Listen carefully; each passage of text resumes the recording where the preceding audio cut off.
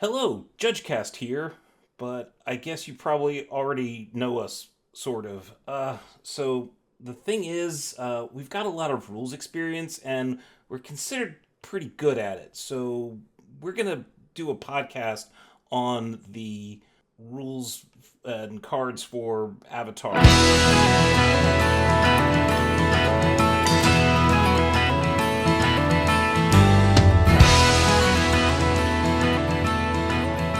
Hello and welcome to JudgeCast. This is episode, let me get my 359. Yep. I'm one of your hosts, Bryan Charles, and I am joined this evening, afternoon, morning drive to work by the one and only Charles Feather. Hello, hello. And the one and only Marco Sanchez. My cabbages! Is that... You said you haven't seen this show. I haven't, but I've heard enough of it that I know that that's a thing. Just yelling about cabbages is enough? Oh, yeah. I'm actually pretty sure that character was like a one-off, and then they went and they found him to be so popular that they had to write him in quickly to other episodes. I believe that. So in case you haven't figured it out, this is the Magic the Gathering Avatar The Last Airbender release notes episode. We're going to be going over this entire, well, not the entire set, but the mechanics and several cards that we think might cause you questions at your pre-release. We should also note that we have two big Avatar The Last Airbender fans, and Charles and myself, and we have Marcos, who is he knows the lettuce joke, I guess. Is that the extent? He's trying. Effectively, yeah. Yeah, all right. I am. I when I get time, it's on my short list, that's for sure. So Charles and I get to geek out, and then we get to laugh at Marcos not getting jokes. Sounds fine by me. Yep. So before we get started, just overall vibes. I know we normally talk about sets at the overall vibes of sets at the end, but what are y'all's impressions of this set so far? I mean, as somebody who doesn't know the IP that well, it looks pretty awesome.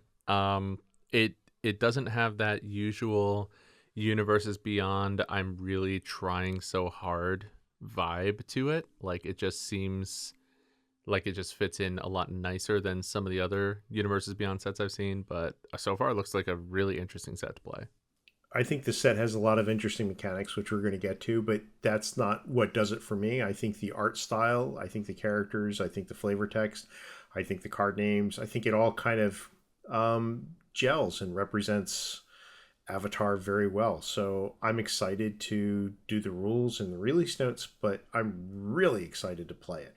Yeah, I think the cards and the mechanics, the overall flavor does a really good job of capturing the vibe of the series, and the series itself being, monks and fire blasts and lightning and all sorts of stuff really feels like it could be a Magic set. And that's one of the big things that we've kind of been down on. We were down on Spider-Man because it didn't really feel like a Magic set.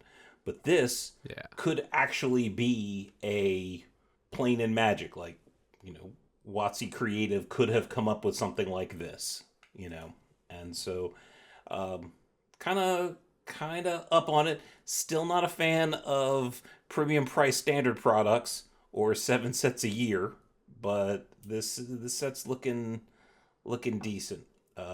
Agreed on both parts. Hopefully there will be a survey from Wizards asking what influencers positively impacted your opinion of Avatar, and you can Deep put our cut names there on that list. What's that? Deep cut there. A little bit of a deep cut. Okay. All right, release notes. It's time to face your doom. So there are 2 set codes associated with this set. You're asking me? I think that's correct. I think there are 2 set codes. There could always be that third one, but I don't think so in this case. I think it's just the 2. And they are TLA and TLE. TLA, or set code, is permitted in standard and everywhere else that standard sees that standard cards so those are the legal. ones that you get out of the booster packs.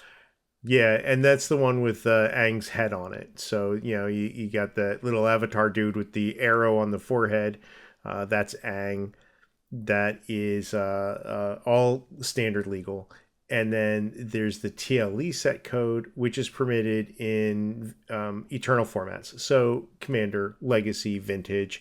So if they're legal there, then you can play them there. I think those set cards are basically Aang's glider, which Yes. looks like a little wing type device. But I'm not sure. I don't think I've seen a third set code. Sometimes we get three with a set, but I haven't seen one with this. Okay. Just also the TLE cards, they are allowed in Commander Legacy or Vintage, but also some of the cards that are being reprinted are Pioneer legal or Modern legal. So the rules for that are the rules for what's considered standard and modern or Pioneer and Modern is based on what main sets the cards have been printed in without counting reprints. So it's kind of obnoxious to try and figure it out because the rules are sort of like they're allowed in any format they're allowed in. Great, good, thanks, awesome. Yeah. So, want to get started? I think it'd be a good idea. All right, so I'll start off with this one because I do know this, at least about Avatar, and I know it all starts off with the Fire Nation coming in and deciding to wreck everything. So, equally, we're going to start with Firebending. Yes, the Fire Nation Fire Nation attacks. attacked. Yeah, It's very important yeah, phrasing. it's very. See, I don't even get that one, but it's okay. We're moving right Okay. along. So, Firebending, it's a thing, apparently. So, Firebending, let's look at a couple of cards that have examples of this. There's Uncle Iroh for one and a hybrid gruel. Iroh? Uncle Iroh. Totally said that on the first day. We'll help you as we go along. We're gonna I get can't wait. I can't wait to get to the Earth Nation leader. That should be fun. Oh, stumble along with me and feel my pain. Okay, yeah. Uncle Iroh for one and a hybrid red-green, He's a 4/2 legendary creature, human noble ally. Allies are a thing in this set as well. With Firebending 1, with a reminder text, whenever this creature attacks, add red mana.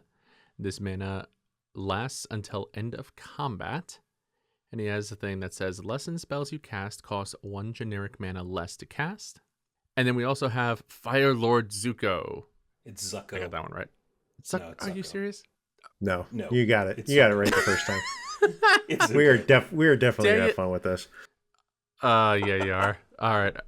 Fire Lord Zuko. There you go. Zuko is a legendary creature, human noble ally, 2/4 with Firebending X, where X is Fire Lord Zuko's power. Whenever you cast a spell from exile and whenever a permanent you control enters from exile, put a +1/+1 counter on each creature you control. So, Firebending is an ability keyword that means whenever this creature attacks, you add N, which is a number, of red mana to your mana pool. And then until end of combat, you don't lose this mana as steps end. So, a couple of common questions that are going to come up with this. First of all, the creature that has Firebending has to actually be declared as an attacker during the declare attacker's step in order to get this trigger to go off. The creature cannot be put onto the battlefield tapped and attacking through some other means because then it was never declared as an attacking creature and therefore didn't hit that trigger condition of whenever this creature attacks. With this, the mana sticks around until the end of the combat phase because, importantly, in that reminder text, it tells you this mana lasts until end of combat, and specifically, you don't lose this mana as steps end. Doesn't say anything about phases there, though. So as long as you're moving within steps in combat, going from declare attackers to declare blockers to combat damage, mana will stay in your mana pool all the way through. But as soon as you start switching over to a different phase, even if it's a secondary combat phase, you're still switching between phases. And at that point, you do lose the mana from any Firebending. So it's very specific. You get it for this combat phase and this combat phase alone, but you do get to mess around with it anywhere in the middle of combat. From there, This mana can be used during the end of combat step. So again, it lasts until end of combat, so you can get it in right before everything would go away. Right. After damage. And exactly. Now, some people will ask, is this a mana ability? Adds mana to your mana pool. It does. That is a true fact. And it is an ability that makes mana. Mana ability. Sure. Except Firebending uses a stack. Because this is a triggered ability, whenever this creature attacks, add this. So, because of the fact that it goes onto the stack, it is not a mana ability. Because mana abilities... Hang on. There's enchantments that say whenever enchanted land is tapped for mana, add a green to my mana pool. That's a triggered ability. Yes, but that's a mana ability. How's that different? That's a triggered mana ability because it's based off of when you are tapping to add mana to your mana pool. Yes, so triggered mana abilities are abilities that add mana to your mana pool and trigger off of activated mana abilities. Yes, this is not triggering off of attacking or other things that you do in the middle of a turn.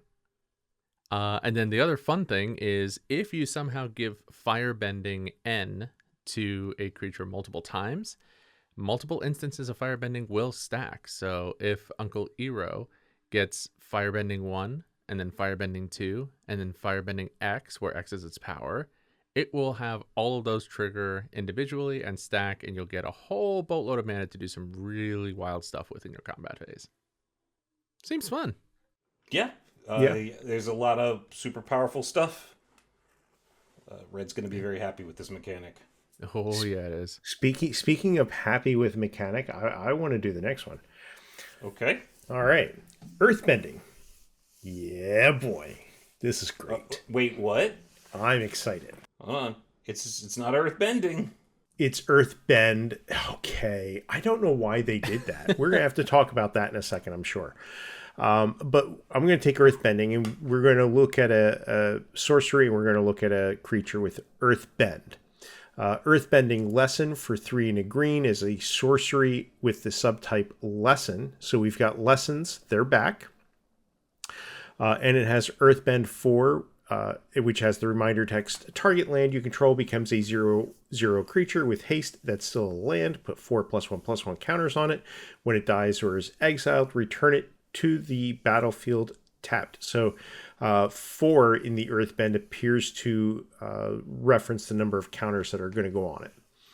And then we have Haru, Hidden Talent, for 1 and a green. It's a 1/1 legendary creature, human peasant ally. Lots of allies in this set. Whenever another ally you control enters, you Earthbend 1. And again, target land you control becomes a 0/0 creature, yada, yada, yada. Firebending is a keyword ability. So we were reviewing that. Earth, water, and air bending, or bend, depends, I guess, on the context, are keyword actions. For whatever reason, they chose to call Firebending Firebending and Earthbending Earthbend, which... Well, keep in mind the difference between keyword abilities and keyword actions. Like, a creature has Firebending. Okay, you Earthbend. You Airbend. Yeah. And even in the show, we use those distinctions sometimes. So I think it works. It's just, I think I don't know. It's possible that for clarity's sake, people would have preferred it. I don't know. No, keyword actions and keyword abilities have different functions within the rules. Functions, right? Yeah, they do. Okay, so so Earthbend N means the target land you control becomes a 0/0 land creature with haste in addition to its other types. And then you put N as in the number that Earthbend was, +1/+1 counters on it. And then when it dies or is exiled, you return it to the battlefield tapped under your control. There's a comment here, and it really is true. This is basically every green-red player's new favorite combo engine. I cannot wait to see the decks that come out of this. If the targeted land somehow becomes illegal before the spell or ability resolves, then Earthbend doesn't actually do anything. If the spell or ability doesn't have any other targets, then the spell or ability does not actually resolve. The land does retain super types, so things like snow and other types and subtypes it previously had. It will keep any mana abilities that it already had, but this does not grant mana abilities. But that's not relevant because we're just making a creature anyway. Earthbend does not give land a color, though. That's really important. So if you earthbend a mountain, it doesn't suddenly become a red creature. It's just going to be a colorless creature. If the land was already a creature, and we're going to talk about a fun example in a second, maybe an animated creature land, it gets the counters, but don't forget that the base power and toughness is set to 0/0. So if it was already a creature, it probably had a power toughness. Maybe it was a manland. Maybe it was a 4/3 lumbering something or another, or a 3/4. I forget what it was called, but maybe it was a 3/4. This resets it to 0/0. So what happens if I earthbend an animated Mutavault? So Mutavault, as a reminder, if you activate it, it becomes a 2/2 creature with all creature types until end of turn. It's still a land. If you animate a Mutavault, it's a 2/2. If you earthbend it, it becomes a 0/0, and then you account for the +1/+1 counter. So if you earthbend 3, it would be in the end a 3/3 because of the 3 +1/+1 counters on it. It will also be it will still just be a creature. It's not going to be anything special with all creature types. And it will be colorless. Right. Finally, if a land was animated by Earthbending, goes anywhere other than the graveyard or exile. Hang on. Yep. Hang on. Okay, so Mutavault has an activated ability. So you made it a 0/0 Mutavault with 3 +1/+1 counters on it. So what happens if I do it again? Mutavault again. Yeah. What happens if I do it again? Then because of timestamps, and we just learned this in the Layers episode, you should check out episode 358, folks. It will actually be a 5/5 because it gets a base power and toughness of 2/2, and then it has the 3 counters on it. Cool, right? Right. Mm-hmm. Finally, if a land was animated by Earthbend and it goes anywhere other than the graveyard or exile, it doesn't get actually returned to the battlefield. So if you bounce it to a hand, if you somehow shuffle it into the library, it's gone. Sorry. So sad. All right. Next up is Waterbend, as seen on the card Waterbending Lesson. It is a sorcery for 3 and a blue. Sorcery Lesson says draw 3 cards, then discard a card unless you waterbend 2. Or we have a North Pole Patrol, which is a 2 and a blue for a 2/3 human soldier ally with tap, untap target permanent you control, or waterbend 3 and tap target creature and opponent controls. So waterbend cost, because there's typically a cost after it, just means pay the cost. However, for each generic mana in that cost, you may tap an untapped artifact or creature you control rather than pay that cost. So in a way, it's a little bit like Convoke, just a little bit. Waterbending can be as an additional cost on a spell, or it can be part of the activation cost of an ability. Now, as an example, if an ability says Waterbend 3, like our human soldier ally up here, the North Pole Patrol, and an effect says you have to pay an additional 1 to activate abilities, then what you have is Waterbend 3 and an additional 1 as the cost. I can't waterbend all 4 of it. Like, I can pay 4 mana, but because Waterbend 3, I can only pay a max of 3 via tapping artifacts and creatures.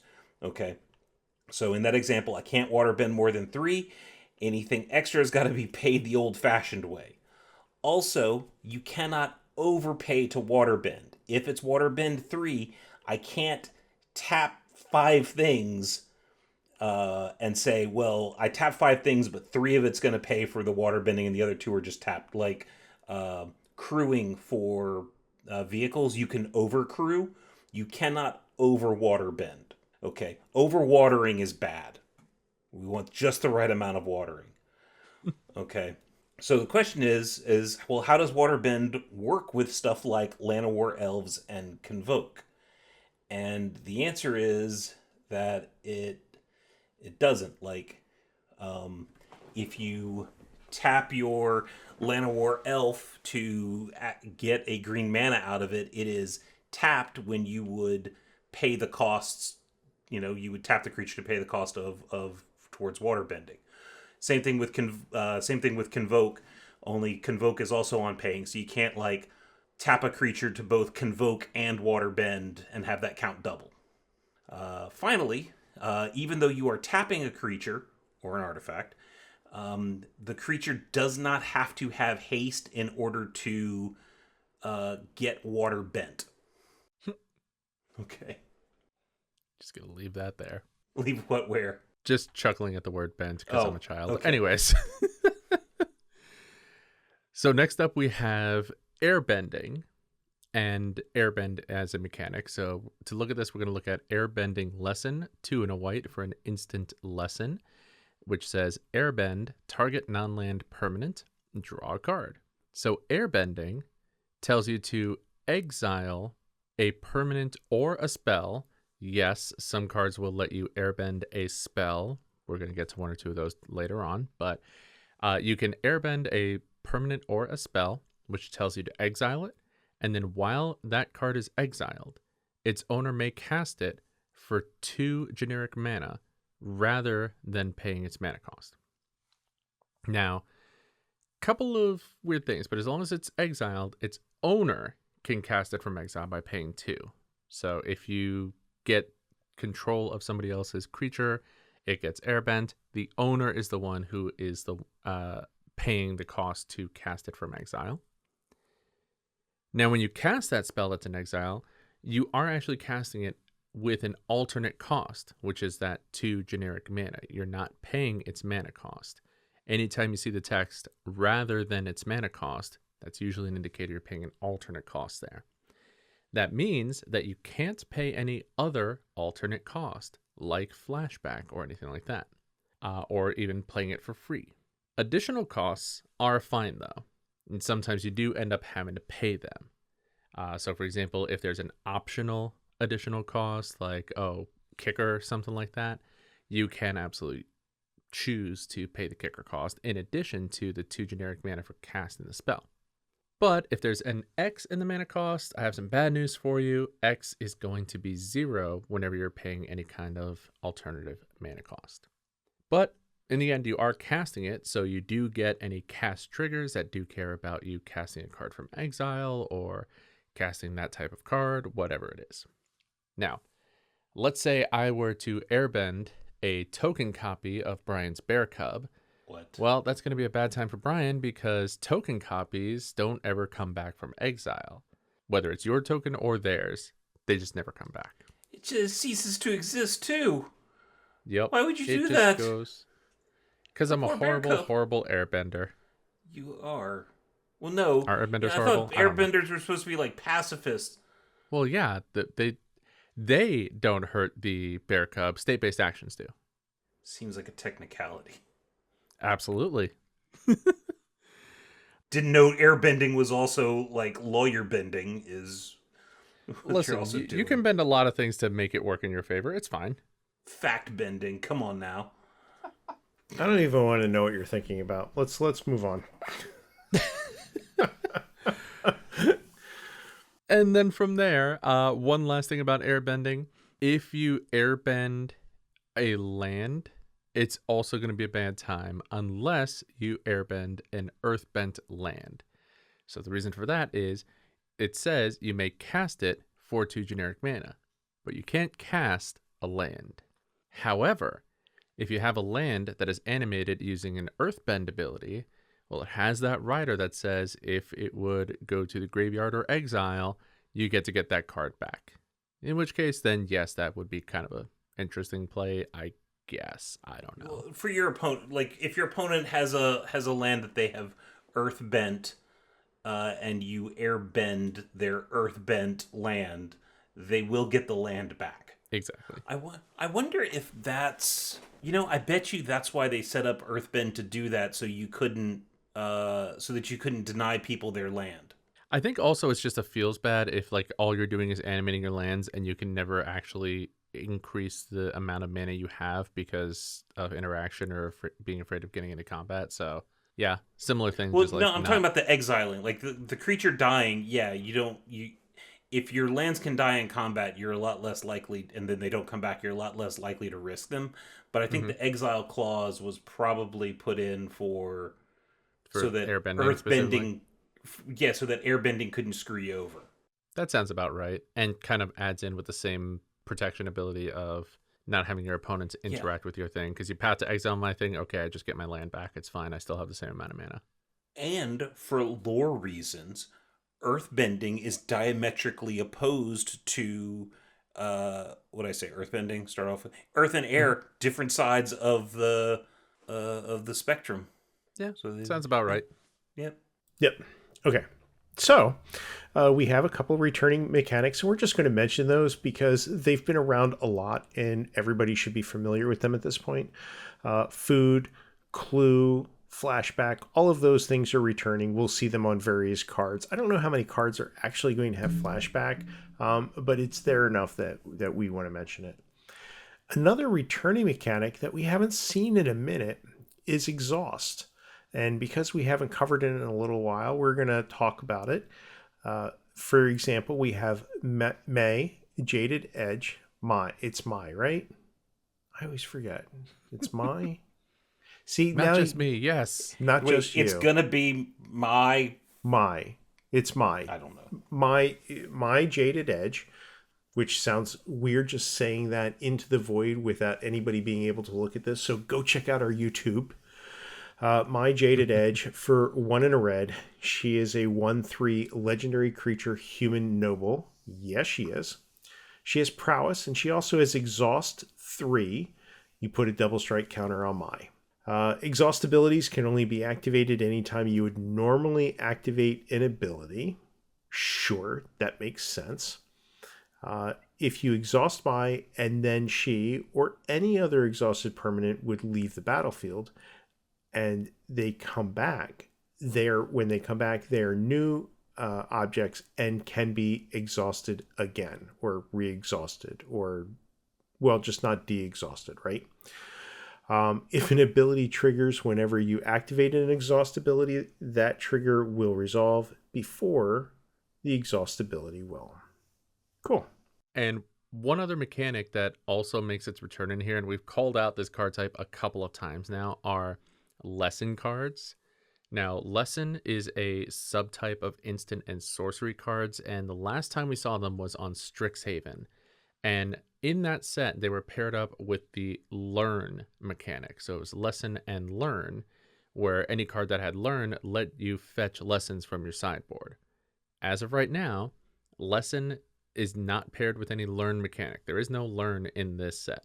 There's just lesson cards, and right now lesson is just kind of an indicator for any cards that care about lesson cards in your graveyard or when you cast lessons. Nothing for learning right now, but we are going back to Strixhaven next year, so who knows what'll happen then. That might be kind of cool.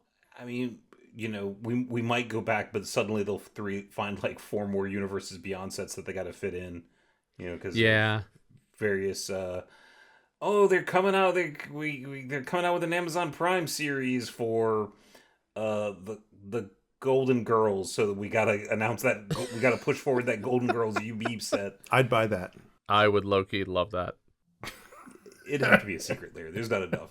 That universe is not deep enough. That show went for like 8 seasons or 7 seasons. It went a long time. There's some Sure. there's a And you could fill up half of the set just with Blanche's boyfriends. Okay, maybe if there was like 12 different variations of Blanche Dubois. Well, we only have like 8 different versions of Aang, so no, not that many. Right. But yeah, you know what I love about this though? We're just as an aside, a lot of these characters in these UB sets have multiple iterations with multiple colors.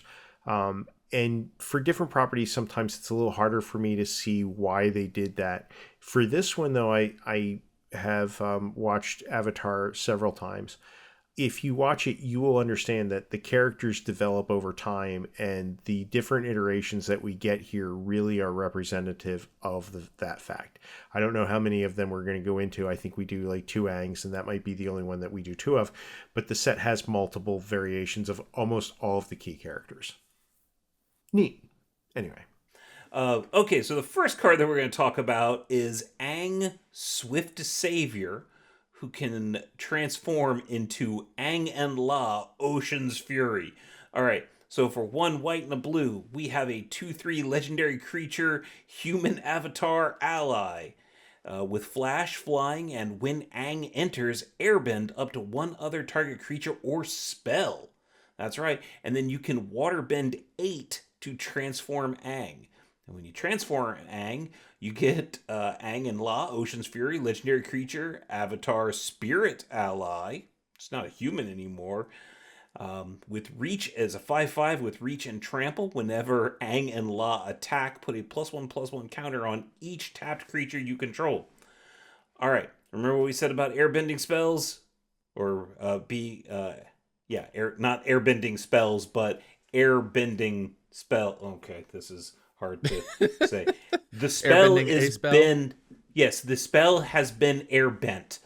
Okay. So, well, if a spell is exiled this way, it's removed from the stack and it doesn't resolve. Okay. This isn't countering the spell though, so this is going to work on spells that can't be countered. Okay. And additionally, on the Aang and La Ocean's Fury side, when it says whenever Aang and La attack, put a +1/+1 counter on each tapped creature you control. Okay. Probably not putting this in a deck with a lot of vigilance creatures, but all those creatures that you're attacking with are probably tapped, so they're going to get the +1/+1 as well.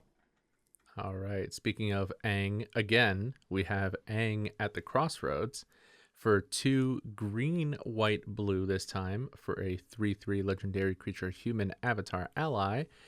Aang has flying, and when Aang enters, look at the top 5 cards of your library.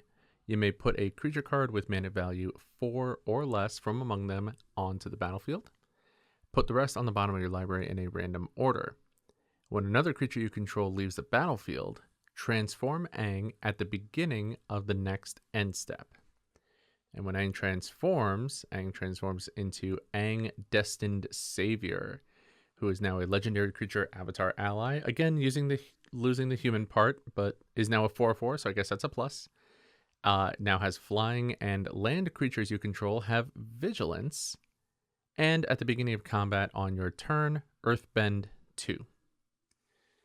So, here, what's interesting is Aang's delayed triggered ability, the last one that's on the front face of Aang at the Crossroads, that triggers at the beginning of the next upkeep that happens, regardless of whose turn it is.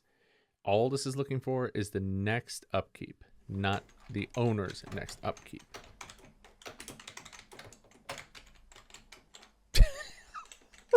What are you doing, Brian? What?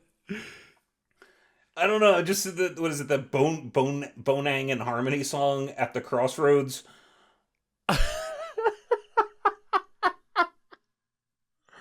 Oh my goodness. Brian is just, for our listeners, Brian is just typing away in our Google Doc that we have for our show notes and just types in Bone, Aang, and Harmony, and I just know, like, some shenanigans are happening here. Anyways, that's amazing. All right. One more thing about Aang's delayed trigger. Gotta focus. All right. Aang's delayed trigger. Now, if for some reason Aang's delayed trigger happens multiple times, so let's say something causes it to trigger and it sets up multiple delayed triggers, the delayed trigger will not cause it to turn back from Aang Destined Savior at all. So this only has it transform from Aang at the Crossroads, the front face, to the back face, which is Aang Destined Savior, no matter how many times that ability resolves. It's meant to specifically transform from the front face to the back face. It's not just, oh yeah, transform this permanent, and then you can get it to go off twice, and then transform it and transform it again. Cool? Cool. Speaking of cool, Aang's Iceberg for 2 and a white is an enchantment. It has flash, It has when this enchantment enters, exile up to one other target non-land permanent until this enchantment leaves the battlefield. There's also Waterbend 3. Sacrifice this enchantment. If you do, scry 2. So if Aang's Iceberg leaves the battlefield before the triggered ability resolves, the target permanent won't be exiled. We're familiar with this type of mechanic. It happens over and over again in modern design. This includes if it's sacrificed, though, by its Waterbend ability. Wait, what? Okay, here's what happens. You cast Aang's Iceberg. Your opponent lets it resolve. It hits the battlefield. The trigger goes on the stack for when this enchantment enters, exile up to one other target non-land permanent until this enchantment leaves the battlefield. You choose the permanent that it's going to target. And then while that's on the stack, you Waterbend 3.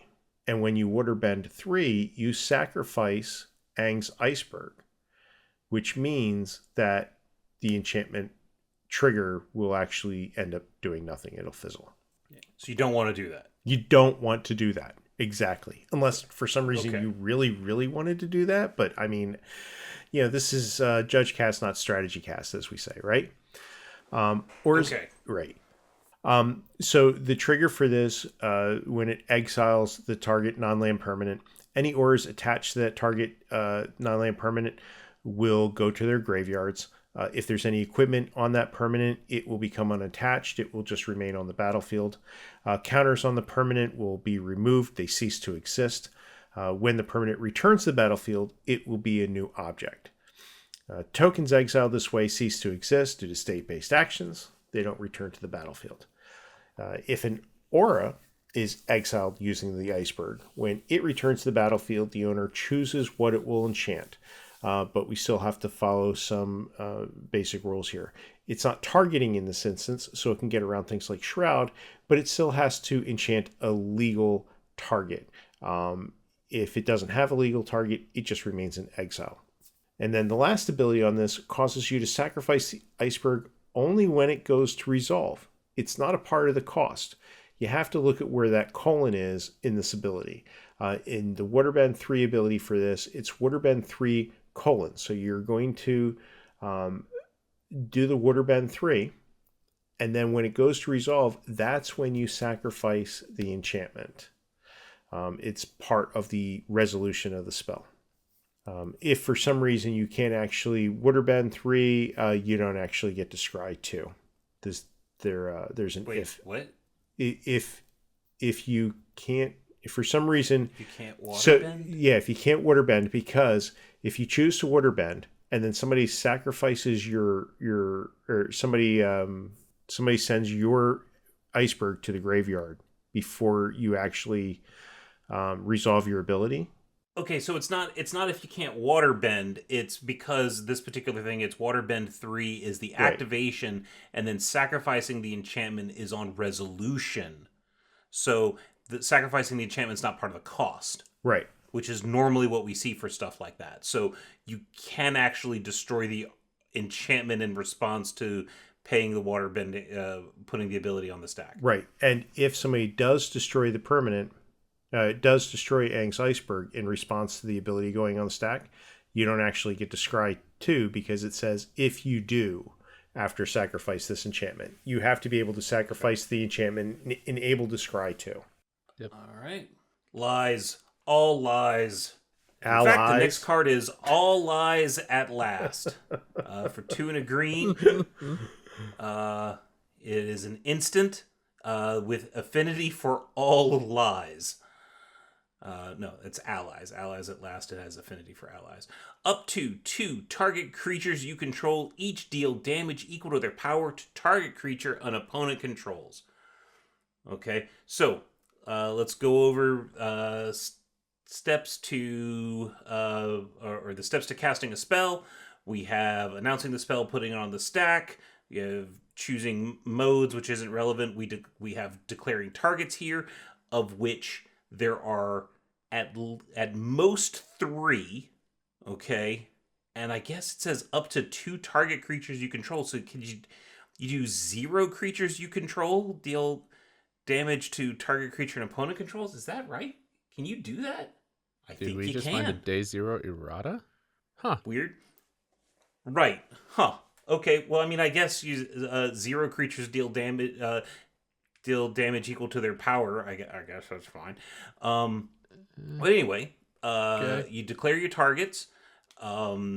You determine the total cost, which here is we're going to look at the number of allies you control, which reduces the cost.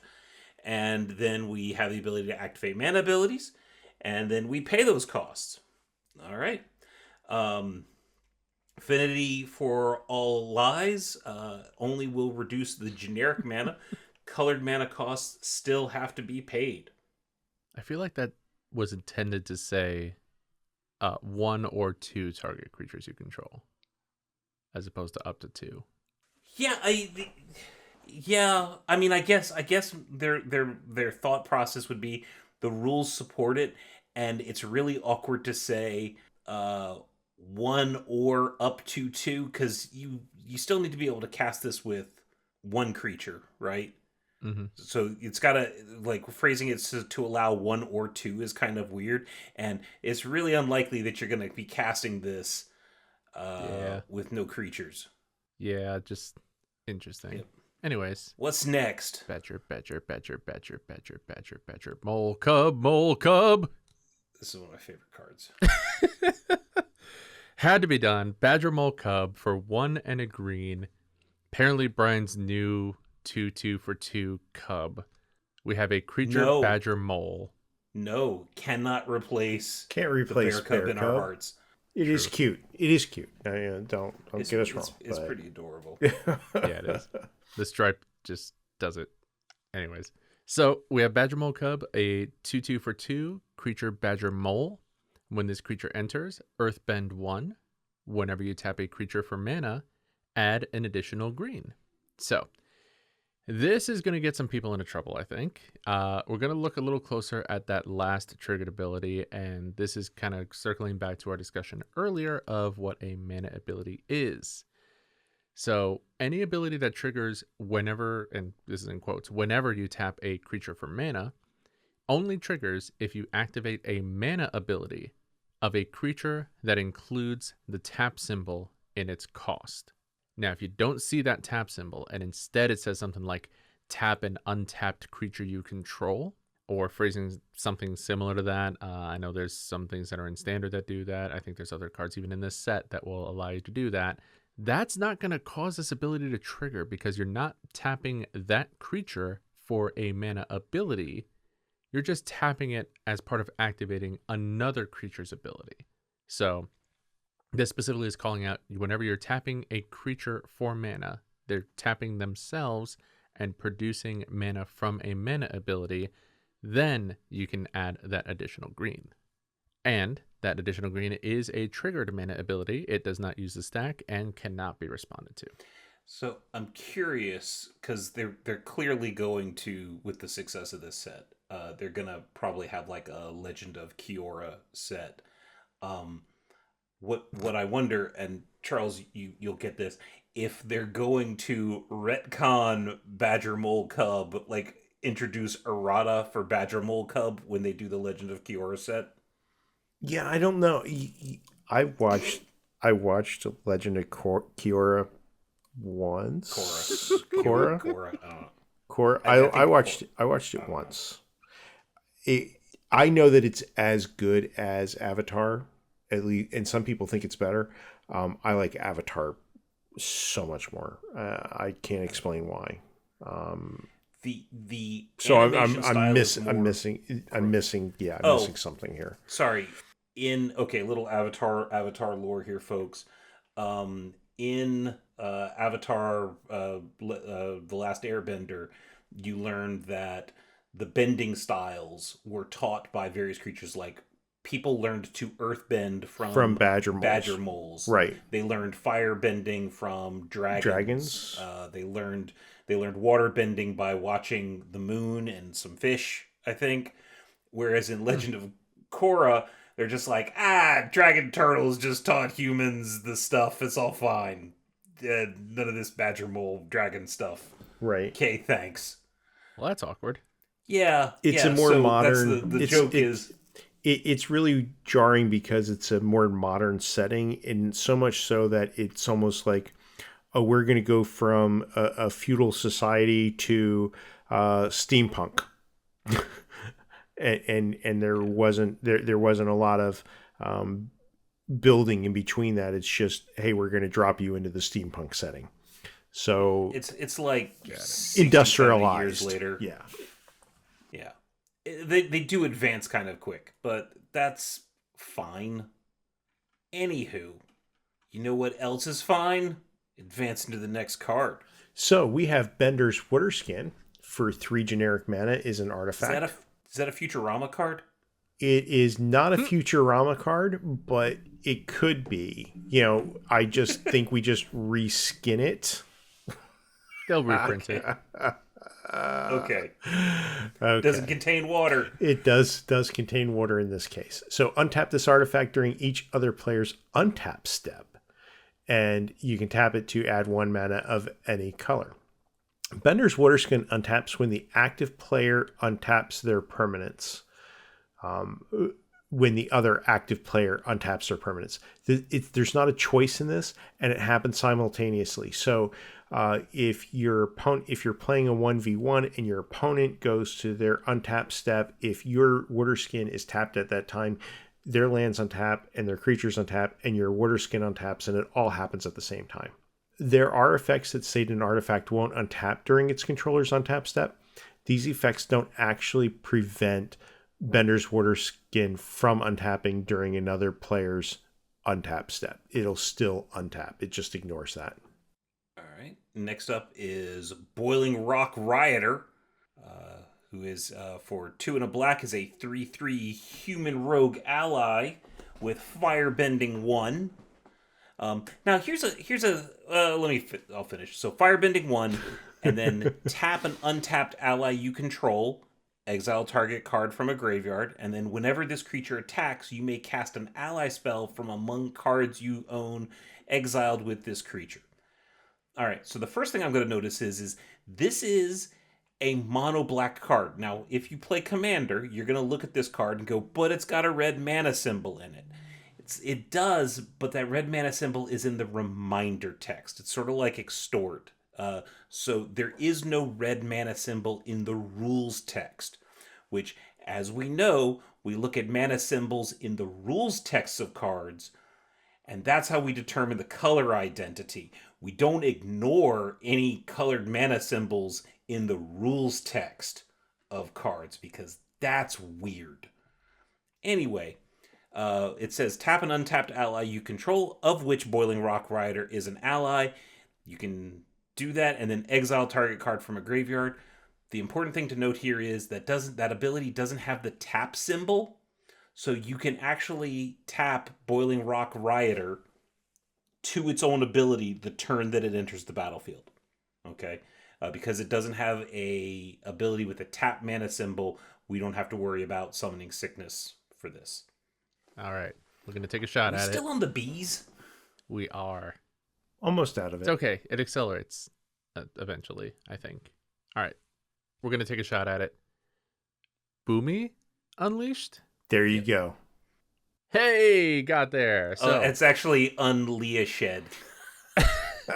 Boomai Unleashed is a 5/4 human noble ally legendary creature for 3 red and a green.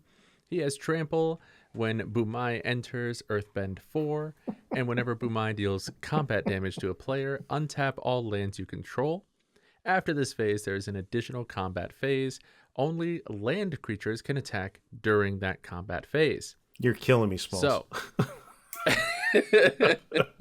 all right. So Boomy, Big Boomy gets just one quick note here, which is just that the restriction on that second combat phase that says only land creatures can attack during that combat phase, that only applies to that combat phase that is created by this ability, not to other combat phases that might happen that turn. So if you have your fear of missing out and doing other combats there, land creatures can totally do their thing during that combat phase, but not during Boomies. So make sure you keep track which one you're on. Okay. This card references one of my favorite weird characters in the set. We're going to talk about Combustion Technique for 1 and a red. It's an instant. It's a lesson. And Combustion Technique deals damage equal to 2 plus the number of lesson cards in your graveyard to target creature. If that creature would die this turn, exile it instead. And the important thing to remember here is Combustion Technique's replacement effect will result in the creature dying, being exiled, whether or not it's dying due to the damage issued to it by Combustion Technique. So Combustion Technique is cast. It deals 2 damage to maybe like a 4 or 5 toughness creature. And then later in the turn, more damage is done to the creature and it dies. That creature is still under the confines of this spell and it will be exiled. It's got the best flavor text. Soko, watch out. It's Sparky Sparky Boom Man. No, we just talked about Boom Me. No, Boomy. Did you see they spoiled today the actual card for Combustion Man? Yes. Yeah. That's pretty dope. Just real quick, there's not any rules associated with it, but it's just 3 red, 4/4/6 human assassin that says whenever Combustion Man attacks, destroy target permanent unless its controller has Combustion Man deal damage to them equal to its power. Yeah. Yeah. That's pretty dope. In the series, Combustion Man is he's lethal. And he's got a 1-track mind. So I love the miniature character. explosions out of his brain. It's like a nuclear lance from his forehead. It's really cool. Yeah. All right. So the next card is Crashing Wave. It is a sorcery for blue that says as an additional cost to cast this spell, Waterbend X. Okay, so you can decide X. And then it says tap up to X target creatures, then distribute 3 stun counters among tapped creatures your opponents control. All right, so here we go. Typically, if all target creatures become illegal before this spell would resolve, the spell doesn't happen. You don't put any counters, anything like that. Also, you decide how to distribute the stun counters, not the other players, and you decide when the spell resolves. This is not in the steps of casting the spell. There is a step for how to distribute. Distributing distributing 3 stun counters is not one of the things that you distribute. So this is done on resolution. Okay, and the counters can go on any tapped creature your opponent controls, not just creatures that you tapped for this spell. Sweet. All right, another shot at it. Daily Agents. Well, I think he's cheating. No, I'm really not. There's like realistically the wrong ways to mispronounce this, or I really thought he'd say wrong. Daily Agents. Daily Agents. There you go. Right. Daily Agents. Well, they are daily agents. I don't know. Yes, Daily Agents, the everyday agents. For 3, a black and a green, you have a creature, human soldier, 3/4. When this creature enters, Earthbend 1, then Earthbend 1. So hey, Earthbend 1 twice. Whenever this creature attacks, each opponent loses X life, and you gain X life, where X is the number of creatures you control with +1/+1 counters on them. So, because this has Earthbend 1, then Earthbend 1, you can target the same land or 2 different lands because of multiple instances of Earthbend. Now, the reason you can do that is because each Earthbend has the word target hidden in the rules for Earthbend. But each one does specifically target, so you can choose where those targets are pointed, including stacking them on the same land if you so choose. The value of X is determined as the attack ability resolves, though, so not when you declare the attack and put the trigger on the stack. You do actually count that as that ability is resolving. Pretty straightforward. Hey, it's my turn. So let's talk about Day of Black Sun, which is a terrible, terrible day. But Day of Black Sun for X, black, it's a sorcery. Each creature with mana value X or less loses all abilities until end of turn. Destroy those creatures. Wow, that's rude. If you have a blood artist on the battlefield, that triggers when that creature dies or others die, and then you resolve this and make it lose that ability, then they won't trigger when all the creatures die. So die triggers need the ability to be there when the creature would actually pass on from this mortal coil, pass on from their mortal coil. So yeah, terrible. Abilities that trigger when a creature card is put into the graveyard from anywhere do still trigger, because that ability triggers from the graveyard, and this ability doesn't have any effect on the cards once they're in the graveyard. So because they're a new object when they go to the graveyard, they have their ability, and that happens. All right. Dave the Black Sun. All right. The next card is Destined Confrontation. For 2 white is a sorcery that says each player chooses any number of creatures they control with total power 4 or less, then sacrifices all other creatures they control. So this is looking for, has each player choose any number of creatures and then checks the total power of the creatures each player has chosen this way and make sure that this 4 is less. So you can save 2 2/2s, you save a 1/1 and a 3/3. Those 5/5s, there's no help in them, they're gone. You can do infinite creatures with 0 power. If somehow you've got something with negative power, congratulations, you bank error in your favor, you get to subtract. So -1, I guess you could save your 5/5 if you've got a -1 power creature. The creatures that you choose, when you choose the creatures, you're going to be choosing in AppNap order. Okay, so the active player is going to choose their creatures, so the next active player is going to get to know what was chosen, then it goes around if we're playing Commander. So one thing I do want to point out that is not rules related about this card. Okay, the color, this particular scene is that it's depicting is probably one of the most visually breathtaking scenes in anime in general. I really am a huge fan of when color is used in storytelling, and this one it's not subtle, but it is exceptionally beautiful. It's got like super strong, like in the Kenobi series when Vader and Kenobi fight. Spoilers: Vader and Kenobi fight in the Kenobi series. They also use blue and reds to do some storytelling stuff. Very, very cool. And this is obviously going to go in my Arcades deck, as is everyone going to put it. You know what's really neat about this? It's not just that. It's Azula, of course, has the lightning colored flames, the blue, white, and her brother is of course just has the regular red and orange flames. But we often associate red and orange with more malevolence, and the white/blue more with good. And it's actually the opposite, right?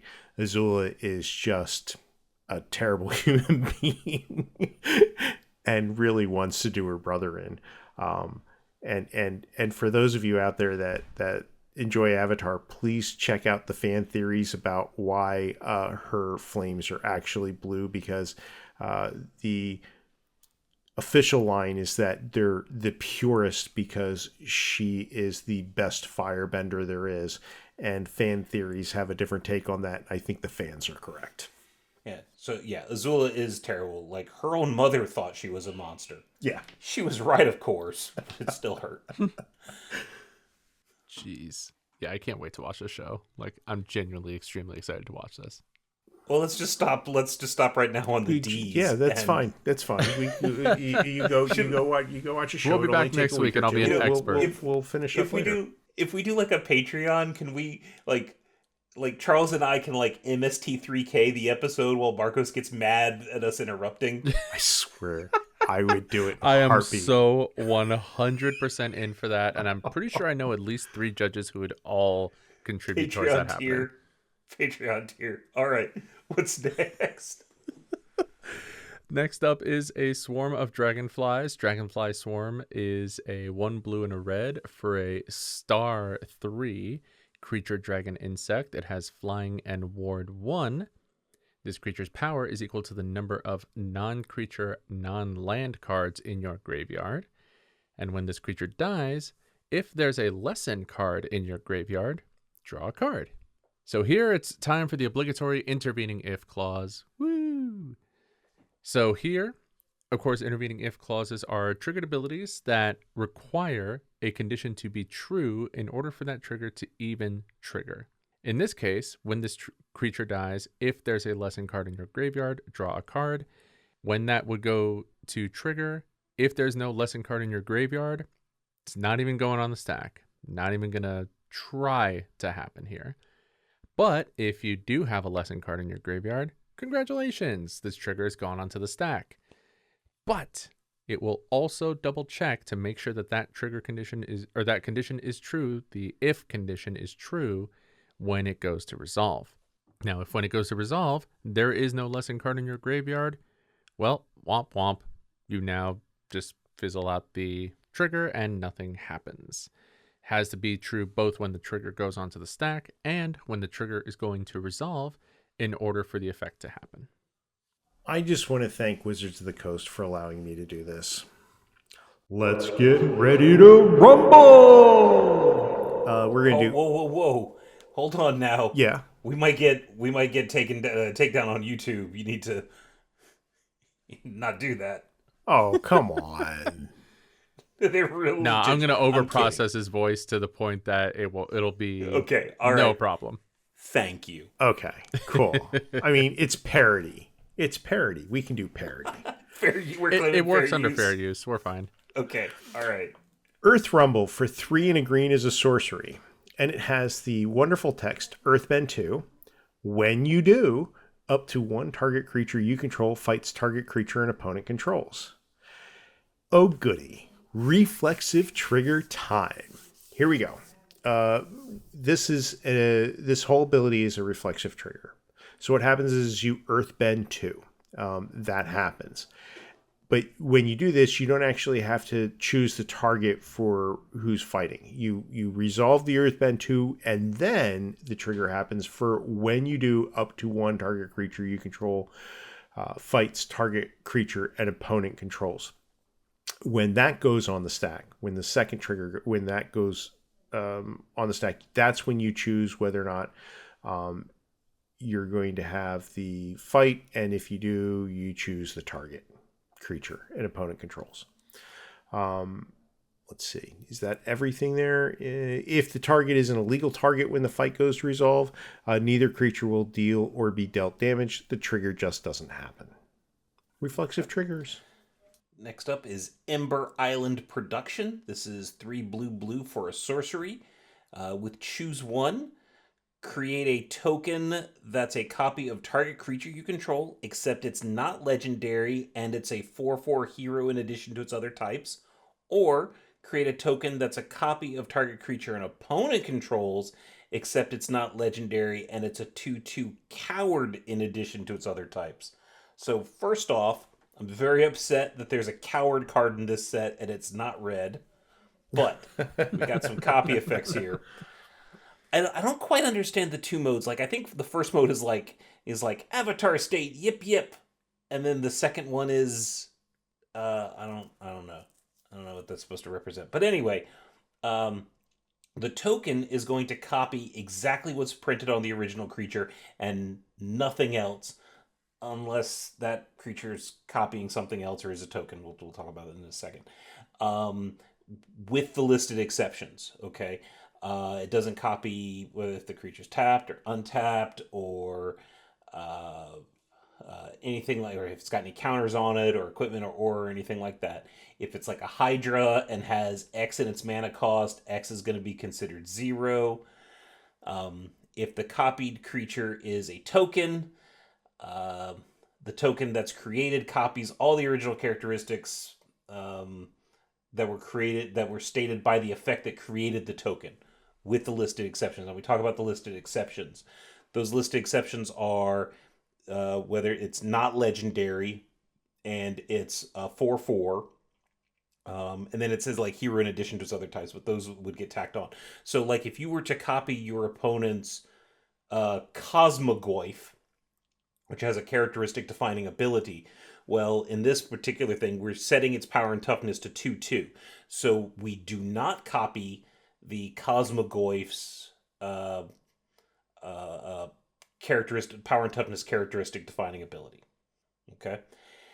And then these tokens, I mean, they are put on the battlefield, so anything that's as this creature enters replacement effects or anything like that will happen, and any enters the battlefield triggers will still trigger.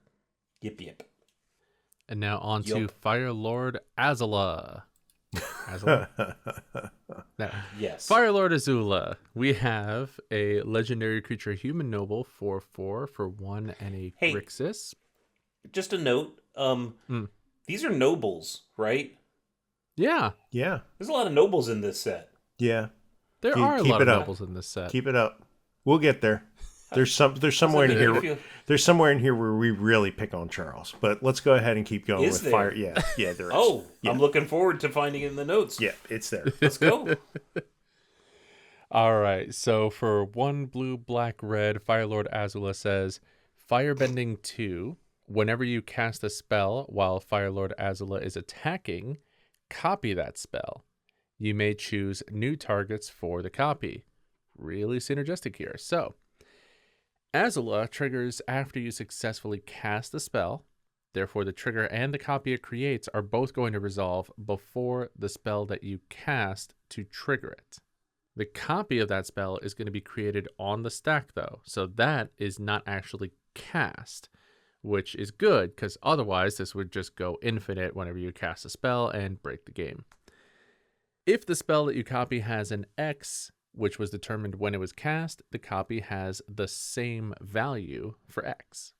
Now, when you're copying, you can't choose to pay any additional costs for a copied spell.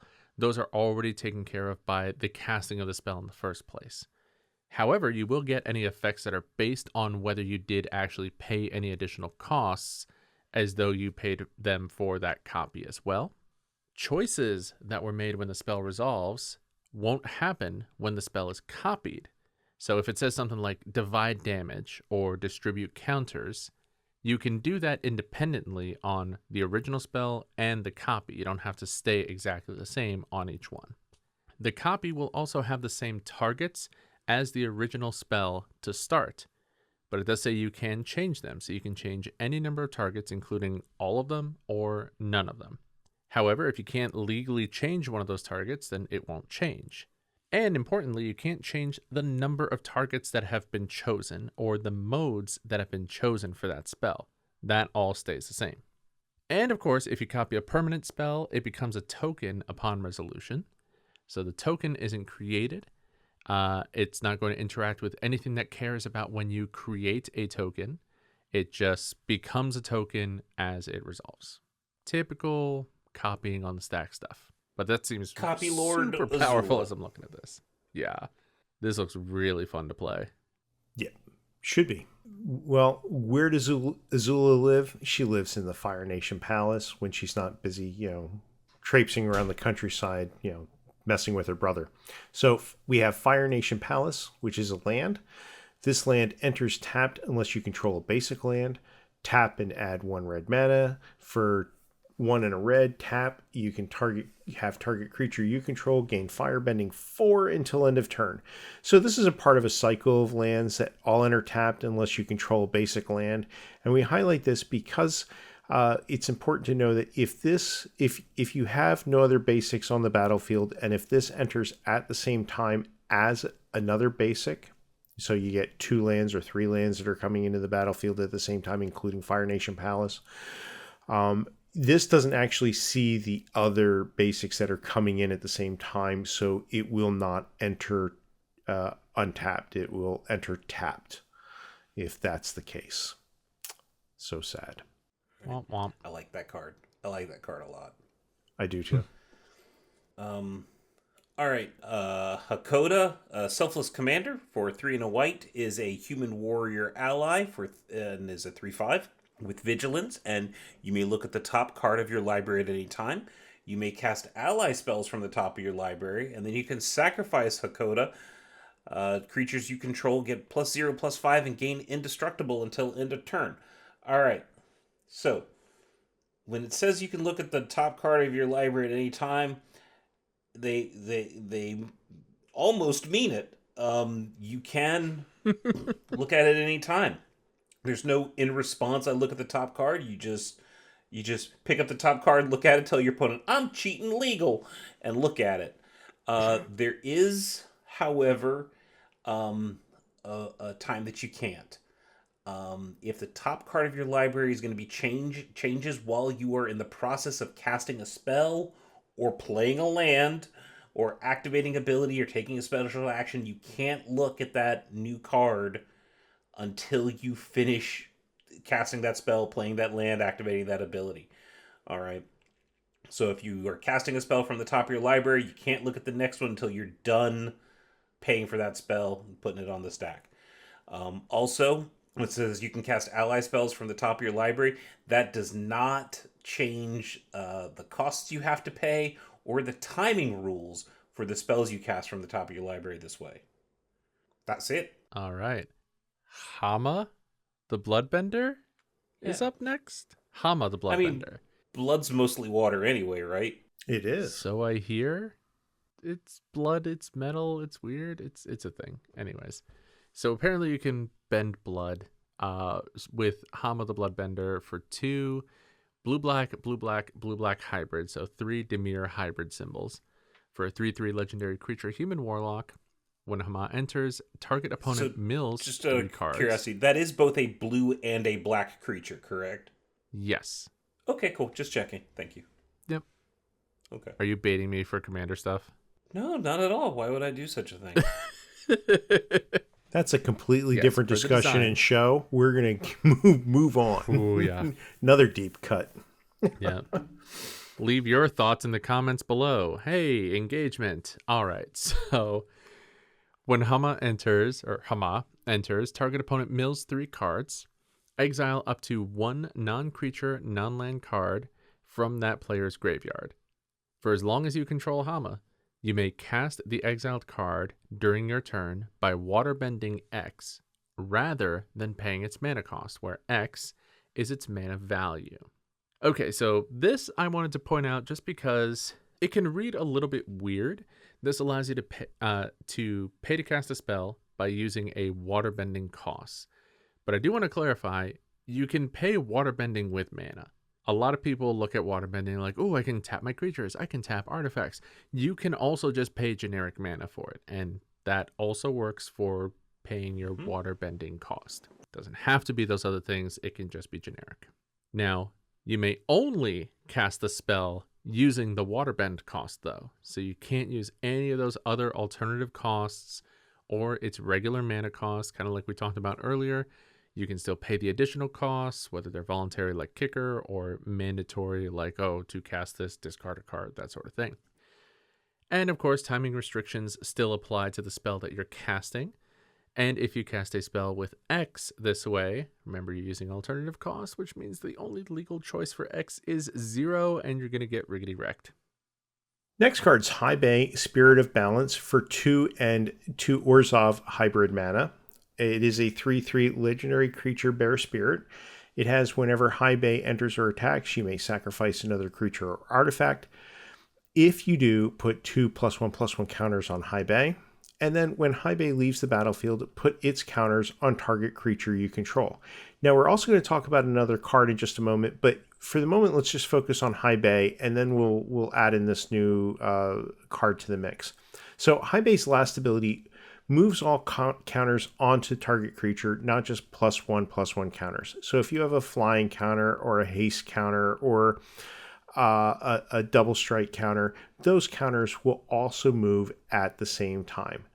But they're not actually moving. What's happening is when we take the counters from High Bay and we put them, let's say, onto a bear cub, a 2/2, we're taking the counters actually off of high bay, and then we're saying, okay, high bay we're going to do some accounting. We had 2+1+1 counters, and we had a flying counter, and what we're going to do is not actually move them. We're going to put counters onto the 2/2 bear cub, and we're going to put the flying counter on the 2/2 bear cub. It's not actually sliding over. It's taking them off the board and then putting them back on the board on the correct creature.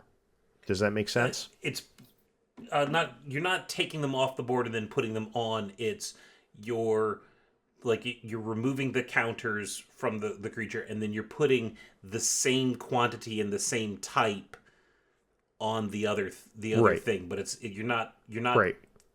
physically, you're grabbing the same objects most likely And and you're moving just them moving them over, over. but it's really Right. a destruction and a creation. Right. It's not actually just a move. It's a you're getting rid of and then you're putting them down.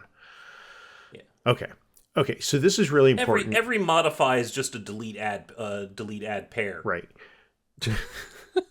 Exactly. So this is important, and we're going to throw another creature into this whole discussion for a second here. In the set, we also have a card, Buzzard Wasp Colony. It's 3 and a black for a 2/2 creature, bird, insect. And the relevant text on that card, there's a bunch of it, but the relevant text is whenever another creature you control dies, if it had counters on it, put its counters on this creature. So let's say that you have High Bay, let's say that you have a 2/2 Bear Cub, and let's say that you have Buzzard Wasp. On High Bay, you have 2+1+1 counters. High Bay dies. You choose to put 2+1+1 counters on the Bear Cub. But if you do that, you also put 2+1+1 counters on Buzzard Wasp Colony, because whenever another creature you control dies, if it had counters on it, put its counters on this creature. So it's a little sleight of hand that's happening, but the creature, the counters are going everywhere. It's great. Okay. Also, High Bay will also move -1/-1 counters, which could cause the creature receiving those counters to be unalived. Do we have to do unalived? Yeah, I guess we'll do unalived. It's fine. If High Bay was put into the graveyard for having less than 0 toughness because of some -1/-1 counters, it still sees them, along with any +1/+1 counters it had on it at the time. So all those counters will go to the new creature, and then you'll clean up using state-based actions. All right. Next up is Ko, the Face Stealer. So Ko is 4 black for a 6/6 legendary creature, Shapeshifter Spirit. When Ko enters, exile up to 1 other target creature, and whenever another target creature dies, you may exile it. And then you can also pay 1 life, choose a creature card exiled with Ko. Ko has all activated and triggered abilities of the last chosen card. All right, so just a quick reminder, activated abilities are formatted like cost : effect. Okay, it's very, very important, especially as you get older, to check your colon. Triggered abilities are abilities that use the word when, whenever, and at.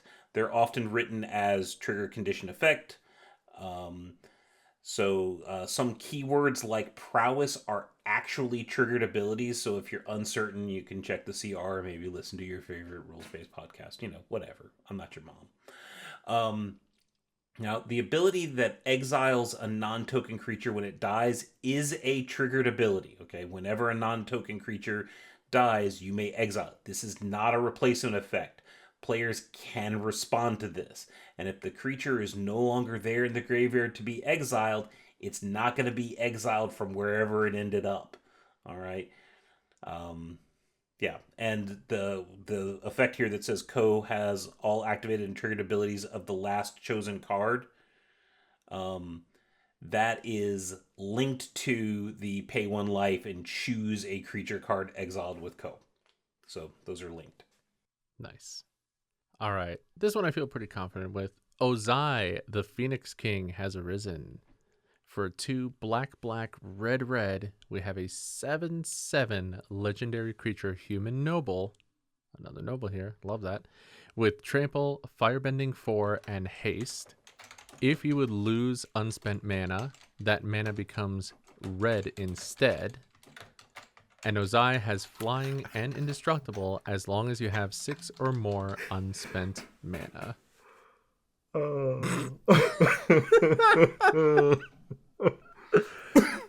And Brian broke me again, so apparently red Ozai. Red Ozai. I love it. Let's talk about red Ozai here. As long as Ozai is on the battlefield, you won't lose unspent mana. Although, it will turn red as you move between steps and phases. So, any mana you have in your mana pool will stay there, but as you move between steps and phases, poof, it all turns red. But then once Ozai leaves, you have until the end of the next step or phase to use that mana before it disappears forever. And if unspent mana has any restrictions or riders associated with it, like if it came from a White Lotus hideout, for example, then those restrictions and riders are going to stay associated with that mana when it becomes red. It just changes the color of the mana, but doesn't change any of the little tag-ons to that mana. There's no mana laundering with this card. What's next? I'm confused. Generally, we do things in alphabetical order, and somehow this thing has been shifted from where it was moments ago to this spot so that I can talk about it. I wonder why. Okay, let's do Lo and Lee, Twin Tutors, for 4 and a black. It's a legendary creature, human advisor. They're 2/2s. When Lo and Lee enter, search your library for a lesson or noble card, reveal it, put it into your hand, then shuffle. Noble creatures you control and lesson spells you control have lifelink. Well, this is just rude. Sigh. We all know that it's not going to find Goblin King, but it should, right? You tell him, Right. Charles. I'm going to errata it in my own head. Anyway, let's talk about this card for a minute. Instant and sorcery spells can gain lifelink and death touch as abilities, and any damage caused by them will count as being done by a source with that quality. So we've done that a couple of times in sets before. It's important to remember that this can happen. So therefore, if I lightning bolt a creature, I'll gain 3 life, assuming that it has lifelink. But if my instant or sorcery causes another source to do the damage, like on a fight spell, that won't gain life, since the source of the damage isn't the spell with lifelink. And I'm just going to be really sad now and go sit in the corner that it won't find Goblin King. Okay, moving on. Okay. So next up is back when I was in elementary school, like my favorite thing to do was when we got to skip school and go to the planetarium. Yes, so the next card up is the Planetarium of Wan Shitong. It is 6 mana for a legendary artifact. 1, tap, scry. Scry 2. Yes, and whenever you scry or surveil, look at the top card of your library. You may cast that card without paying its mana cost. Dun dun. Okay, so this is a triggered ability that triggers when you scry or surveil. So it does go on the stack. You have to complete your scry or surveil in order to decide to cast the card. Now let's be in reality. If you're going to be casting that card that you're looking at, you're probably just going to like look at it and be like that. But you still have to finish the scry or surveil. The ability that's allowing you to look at the top card is part of the triggered ability, so you can't do that until you're done resolving. So, like, when you're scrying, like, if you scry 1, you're looking at the card, it's kind of fine to say, like, I'm gonna cast this, okay? It is still a triggered ability, but, you know, we're talking about how people actually work. However, if you're gonna, scry that card to the bottom of your library, then it's a triggered ability where you get to look at the next card and cast it. So you are casting this spell for free. So quick summary of the rules. We've touched on it in a few other places, but you cannot choose a value for X. You cannot choose to pay the mana cost of the card or any alternate costs. You can pay additional costs that are optional, and you must pay any additional costs that are mandatory. All right. And then once you choose to cast the top card of your library, the card, the planetarium, is not going to trigger again that turn. If you somehow, can you even like scry in some way so that multiple triggers would go on the stack at the same time? I mean, you Yeah. can Okay. in response Yeah. scry. Okay. Yeah. So here's the thing: when effects say do this only once once each turn, once you do the thing, the trigger's not going to trigger any more times. But also, if you somehow get it to trigger, so let's say you scry one, put the trigger on the stack, then scry one, put another trigger on the stack, scry one, put another trigger on the stack. So you've got 3 instances of the trigger. When they go to resolve, the first one where you may cast that card without paying its mana cost, the first time that you do that, okay, then all the other ones don't happen anymore. All the ones waiting in the queue, they ain't a thing. All right. Sorry, this next card, the title, I just, I Marcos, I know this is your card, but the title, Secret of Bloodbending, immediately I just thought of Bruce Banner going, "That's my secret. I'm always bloodbending." And then smashing the pig, then turning into the Hulk. I love it. Smashing a rat. All right. Oh god. That's so graphic. The visual. Yep. So, All Secret of Bloodbending. I'm getting all the Bloodbending cards apparently, but Secret of Bloodbending is a sorcery lesson for blue. So 4 blue mana. As an additional cost to cast a spell, you may waterbend 10. Holy cow. What do you get for that? Oh, you control target opponent during their next combat phase. If this spell's additional cost was paid, you control that player during their next turn instead. Exile Secret of Bloodbending. Hoo-wee. Okay, so depending on how you pay whether you pay the additional cost or not, this will allow you to take control of a player's turn either only during their combat phase or during their whole turn. Now, if, let's say, we're doing this and only controlling them during the combat phase, once that player moves to combat, you take control at that point, right there at the beginning of combat step. Now, that player is still the active player. You just control them, kind of like a little marionette on a string. You're making them do what you want them to do, but they are still the active player. You don't control any of their objects. You're only controlling the player. So you're making them do things with their toys, but those aren't your toys at that point. And while you're controlling another player, whether it's for combat or for the entire turn, you get to make all the choices and all the decisions that they're allowed to make or that they're instructed to make during that time. Now, in combat, that's usually only going to be limited to what creatures are going to attack, or what combat tricks or instant speed spells you want them to cast, how to target them, etc., etc. Or during the whole turn, you can just go full ham and make them do lots of dumb things. That's fine. But also importantly, while this is all happening, you're also still responsible for making all of your own decisions as well. It's actually like you're playing chess against yourself. Like you hit the chess clock, get up, or run around to the other side of the table and sit down.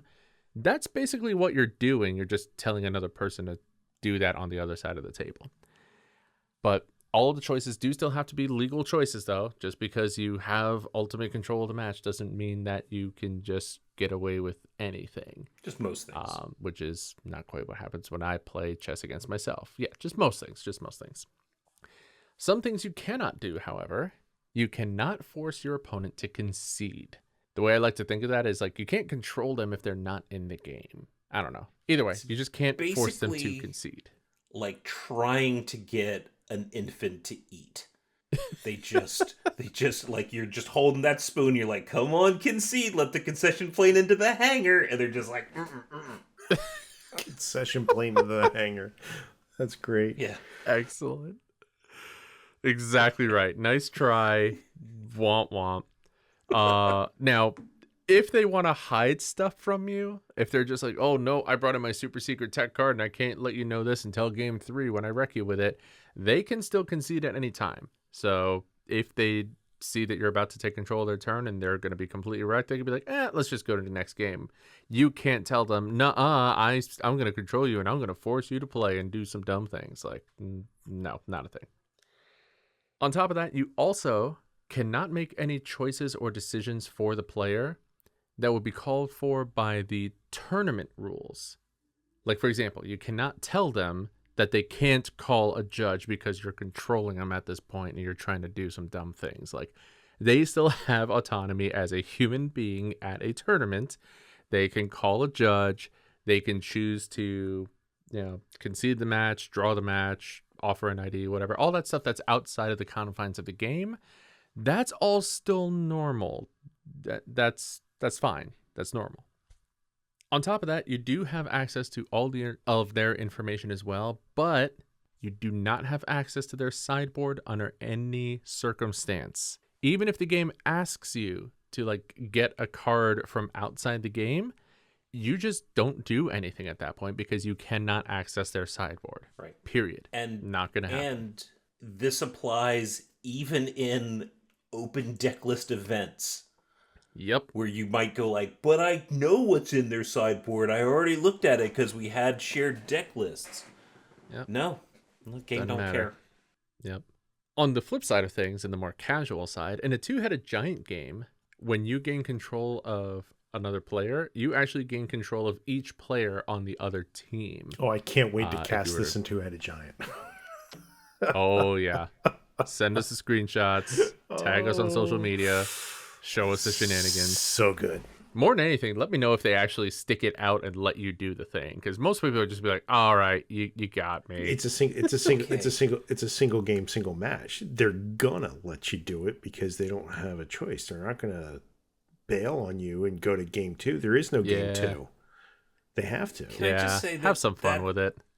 Okay, so bloodbending is portrayed as torture, as a form of torture in. It's awful. The show. It's probably the worst thing in the show. Yeah, and bloodbending in two-headed giant also sounds awful because just think of the turn length. It's bad enough when it's one person. You're controlling one person. Yep. Oh, I'll make it quick and painless. No. No, you won't. Yeah, I will. Don't lie to us, Charles. Yeah. All lies. You have affinity for all lies. And one last thing before we end this one and go on to the next. If the opponent that you are attempting to take control of skips either their next combat phase or their next turn, you will just control the next combat phase that they actually take or the next turn that they actually take. Like, they can't do some shenanigans to try and get out of it. You're going to control the next one regardless of when it actually happens. So. Yep. Oh, goody. It's time. Secret Tunnel. Land cave. This land can't be blocked. Tap for colorless mana. 4 and a tap. You target 2 target creatures you control that share a creature type. Can't be blocked this turn. So let's talk about this ability. The creatures must share at least one creature type between them. This includes words like alley and lemur, subtypes that are found in 205.3M, including noble. Card types aren't creature types and neither are super types. So snow, legendary, artifact, and the like are all non-starters here. It has to be creature subtypes. If one of the 2 creatures leaves the battlefield before this ability resolves, the other creature still can't be blocked, so long as it doesn't lose the type that it shared with the other creature. Those tunnels are pretty dark, but love is a powerful motivator, I hear. And how cool is it? This is the reason I wanted to make sure that this card I made sure was actually in this set review, because this has a really unique phrase on it. I just want to point it out. It has "this land can't be blocked." I think this is the first time in Magic we've had that. I think it's really neat. And if we can't point out cool stuff, why are we doing this? I think it's actually neat. And I'm not going to sing because I've already been admonished about singing and possibly getting copyright police after us. But secret tunnel, secret... No, I'll stop. That was exactly the right amount of time, too. So why is that text on this card? Because we can earthbend the heck out of it. Right. It's brilliant. I love it. That's why. It's there so that you can earthbend it. You know, if you get secret tunnel in your pool, and if you have any inkling of being green, you will play this card a lot. Yeah, that's one of my favorite low-key like design rules of what they do, where like if there is a land, they did a cycle of these recently, I forget exactly which set it was from, but any land that can animate into a creature, they'll just give it a triggered ability that just says like whenever this attacks, do a thing. And it's not tied to the animation ability, so if you turn it into a creature through some other means, it still has that ability. I just low-key love that. I don't know why. Yeah. Marcos, universally, the secret tunnel episode is probably most fans' favorite. It's really good to know. It's really Is good. it? Yeah, it is. Yeah. Well, now I know where the song comes from because I heard the think so. song plenty on social media. So I think so, and it's mostly I think because of the stupid song. I mean, I can see like players. I can see like fans singing the song because it's goofy. It's got goofy characters. It's got heart. It's really good. I love Secret Tunnel. Anyway, all right. Moving from that to to the real best episode of this. Oh God. Sozin's Comet is 3 red for a sorcery.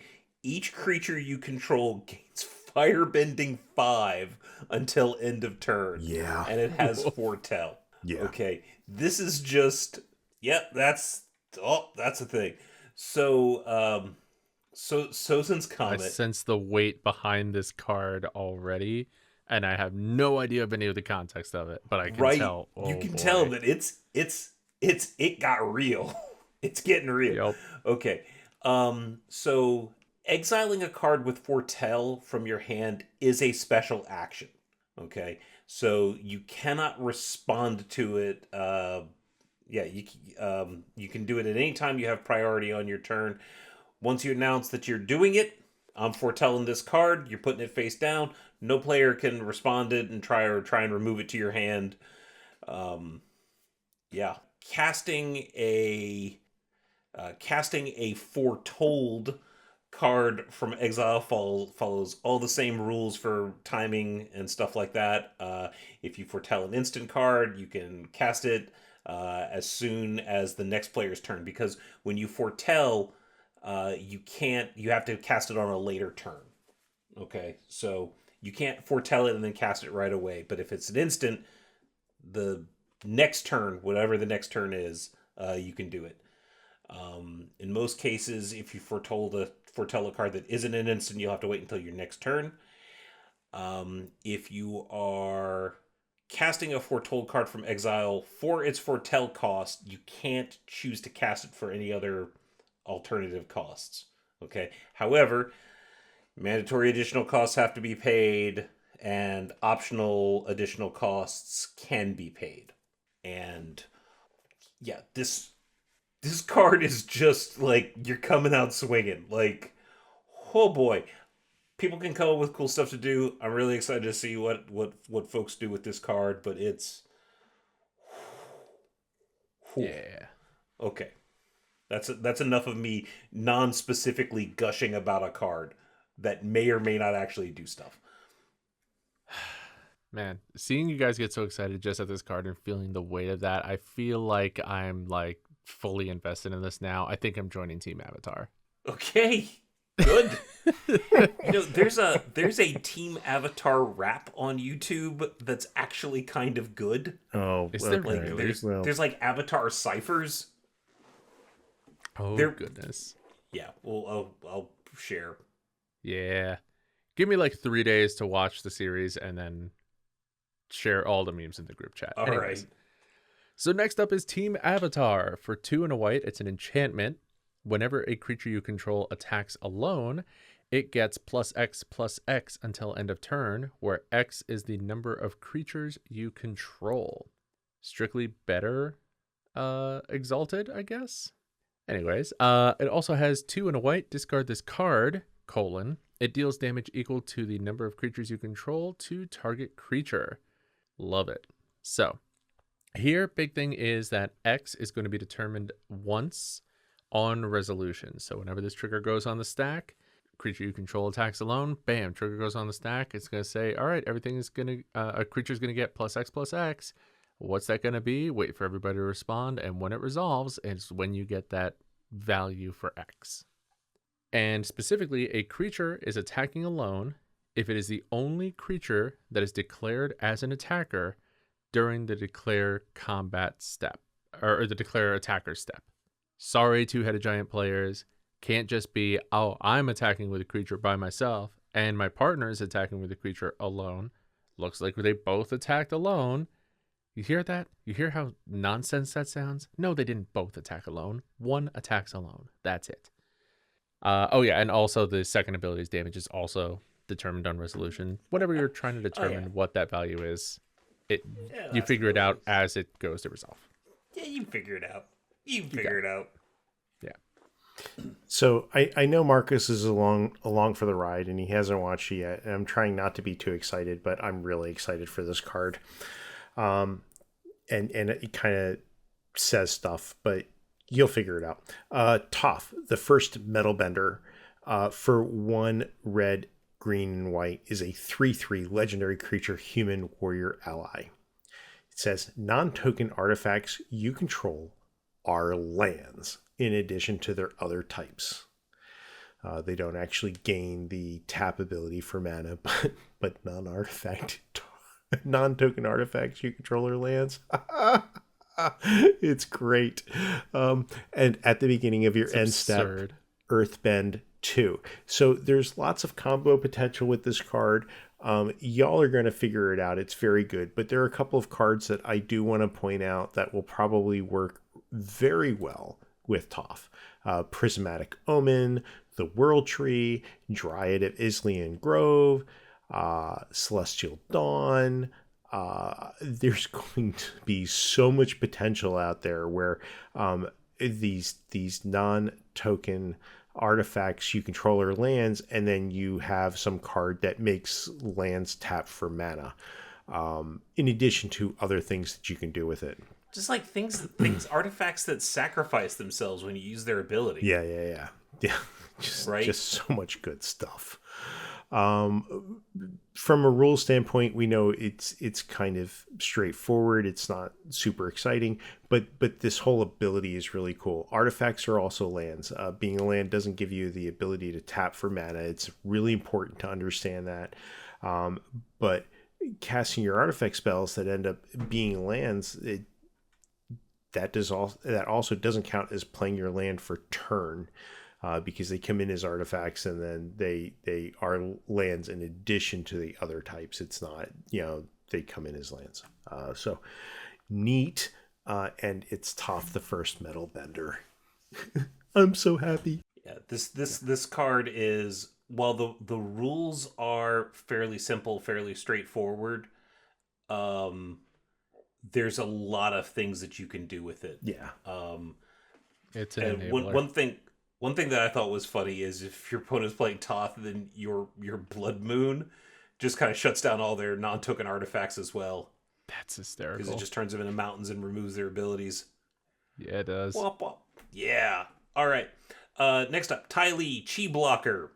For 2 and a blue, it is she's a 2/1 legendary creature human performer ally with flash and prowess. And when Ty Lee enters, tap up to 1 target creature. It doesn't untap during its controller's untap step for as long as you control Ty Lee.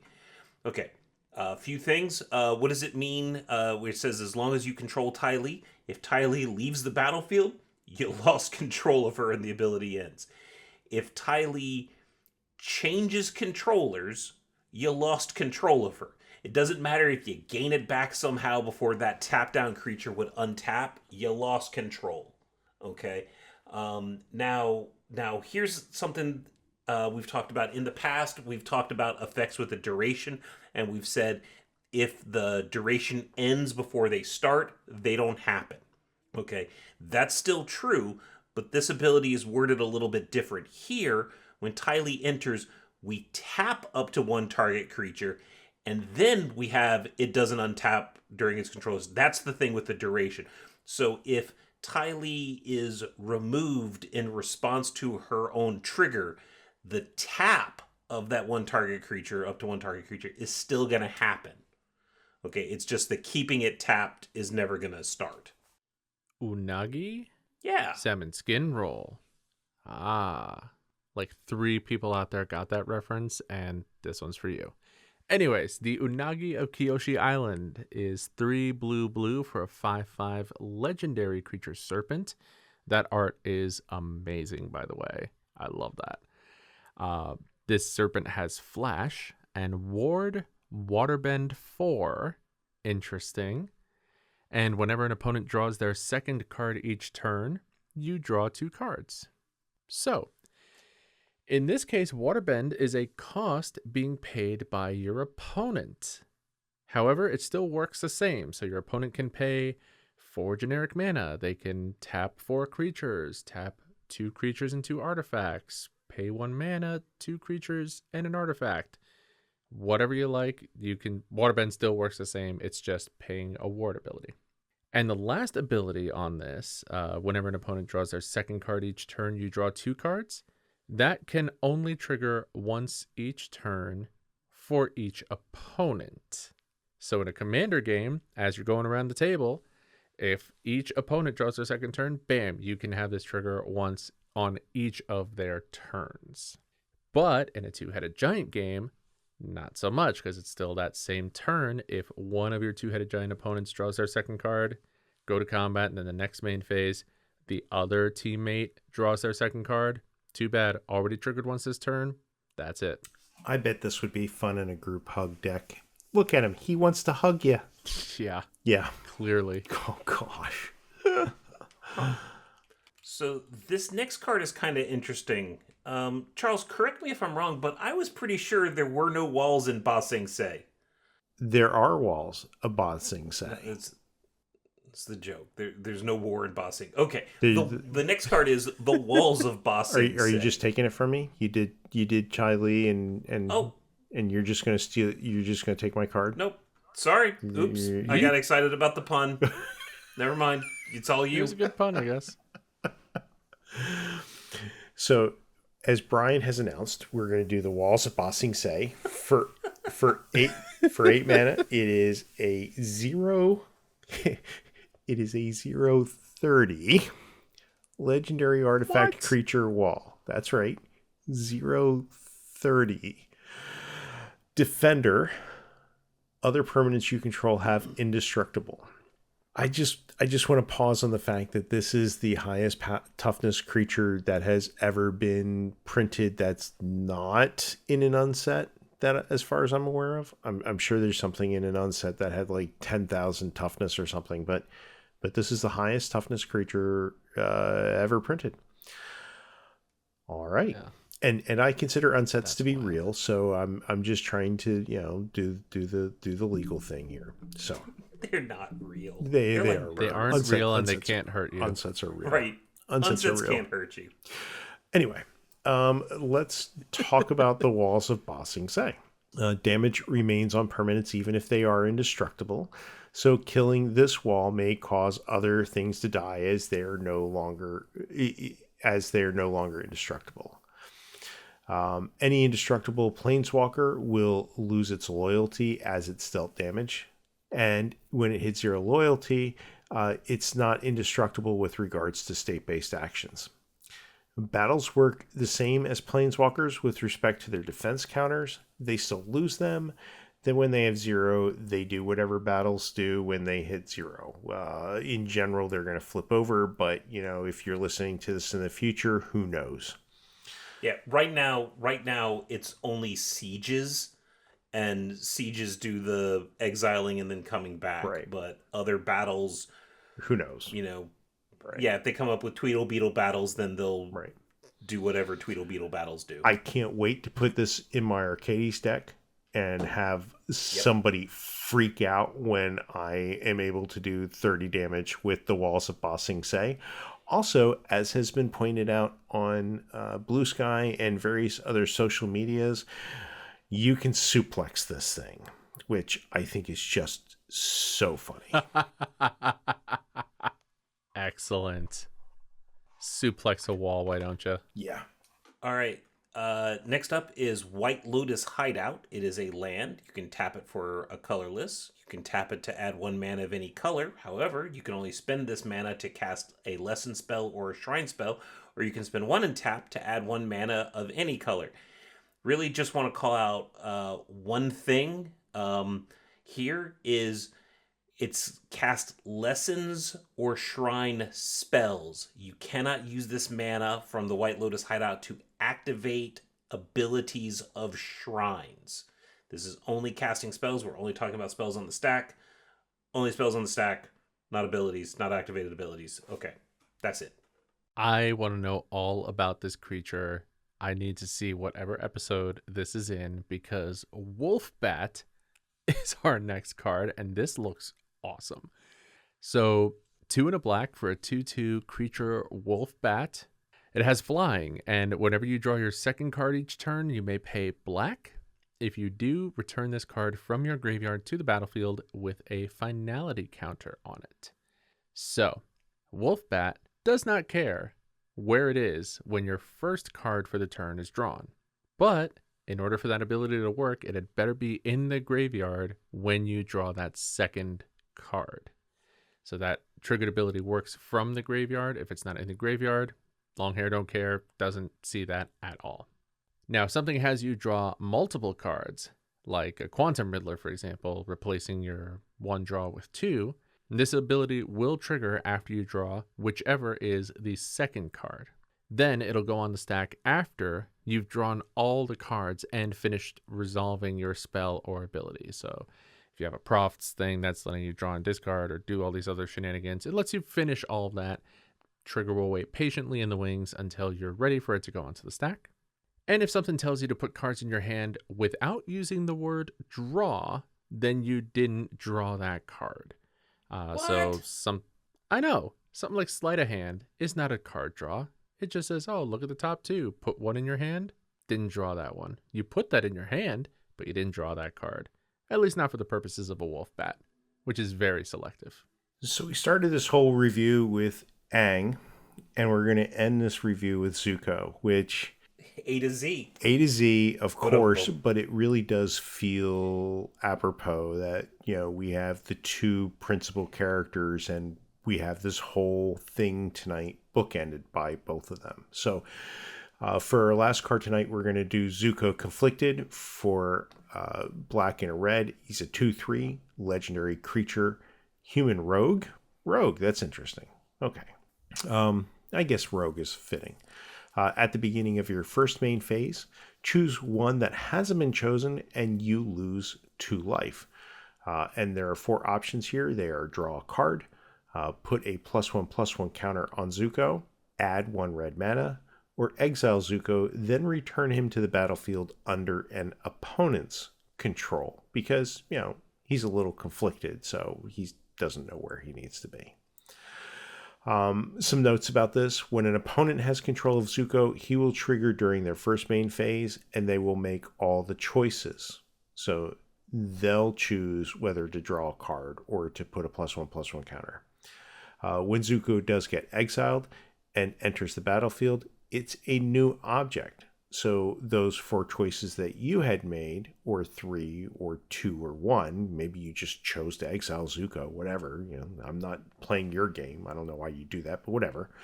No, it gets exiled. The last ability exiles it. Choose one that hasn't been chosen and you lose 2 life. You can actually choose exile as the first thing. Mm-hmm. Right? Yeah. Yeah. Why would you? Yeah. I don't know, but I'm just saying it's possible. But when it comes in under your opponent's control, it's a new object and all the choices are reset. In a multiplayer game, if Zuko owners leaves the game, Zuko leaves the game with them. If the controller leaves the game and they are different from the owner, Zuko is exiled. So we have to do a little clean up when that happens.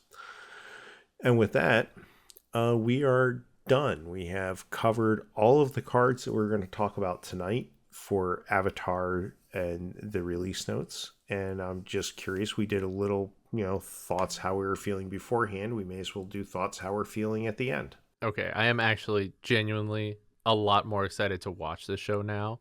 It's going to be actually kind of funny that I'm going to choose until after we record the release notes episode to actually watch this show. But yeah, I'm definitely on board with this for sure. Set looks great. Art looks incredible. Story sounds great from the few little tidbits I've heard here and there. Yeah, I'm in. There is this show is a genuine tearjerker in some places. Oh, for sure. Yeah. Like it really gets you and like makes you feel feelings. But it's really, really well done. I love those kind of shows. Like, yeah, make me feel something, destroy my heart. Let's go. I'll watch it a billion times. And it holds up. I rewatched it 3 weeks ago just because I wanted to be ready for when the set comes out. Absolutely holds up. Yeah, and what's funny is this show is so beloved right now. And if it were put out today, it would probably be considered political. Because one of the main characters is a blind girl. It's like, well, like a little kid. Like, well, can't have that. That doesn't make any sense. But it's like, Toth is one of the best characters. And she never misses a chance to joke about it either. She's just literally my favorite character in the show. I think she's great. I love that. Yeah, every character has an arc. The cards, again, we said at the beginning, this does not feel like the Spider-Man set. Like there are several Aangs and there are several Azulas, but it doesn't feel like we're getting flooded with like unknown spider persons with kind of unfleshed out abilities. It doesn't feel mundane at all, which a lot of the cards from Spider-Man felt mundane. And maybe it might just be the intellectual property, but they captured the vibe of the series too. They did a very good job with that. So we give slops and props, and this is looking to be a prop. 100%. Oh, you mentioned this wolf bat and how you had to see it in the show now, and you're really excited. What's really funny is there aren't a lot of flora and fauna that are in the show that are called out, but the creatures that are called out are often these mixes of things in our world. So there's some really cute and funny ones, and we didn't get to do. I'm sure that there will be other cards in the set that do call them out, but when you come across them in the show, they're always clever. They're a lot of fun. So I saw one for a platypus bear. Yeah, platypus bear is awesome. I thought you were going to point out that the only time that the wolf bats appear is also in the Secret Tunnel episode. Yeah, there's a lot of episodes that you'll see the creatures and they'll appear in one-offs, but yeah, the wolf bat does. There's a scene where like one of the characters is like, the king is throwing a party in his palace tonight for his pet bear, and one of the characters is like, you mean a platypus bear? She's like, no, it just says bear. Certainly you mean a skunk bear or armadillo bear, gopher bear. And Katara's like, no, it just says bear. And then the character's like, this place is weird. Like, so they're just calling out the fact that a bear is just weird. So Bosco was released today. Bosco has a card. Bosco is released. Bosco has a card, and Bosco's card title is Bosco, just a bear. Oh, really? Yes. They did so good on this. They did really well. Jeez.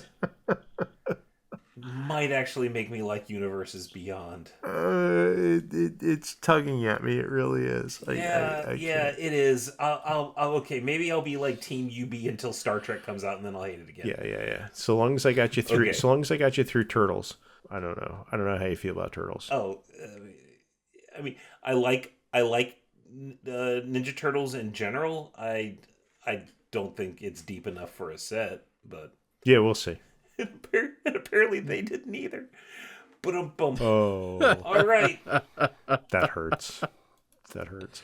Okay, so that's our episode. Join us next time as we have a beach episode. No, not really. But you know that there is one in Avatar, so that's funny. I'm sure between this show and the end of 2025, we'll have some fun topics to make you laugh, even when we're helping you become a better judge. But we're going to keep some of these topics that we're going to be doing under our hat for the moment. Until then, you can send us an email at judgecast@gmail.com, like us on Facebook, follow us on BlueSky at judgecast.bsky.social, and on Twitter at JudgeCast. Don't forget to check out our show notes for these links and more, including our YouTube channel, where you can find this podcast and our L1 Essentials series. While you're at it, hop onto our Discord server for judges new and old, fans, and anyone who supports the judging community. I'm Charles Featherer, and I keep it fair. I'm Marcos Sanchez, and I keep it fun. And I'm not Brian Perlman, I am Melon Lord! Wahahaha!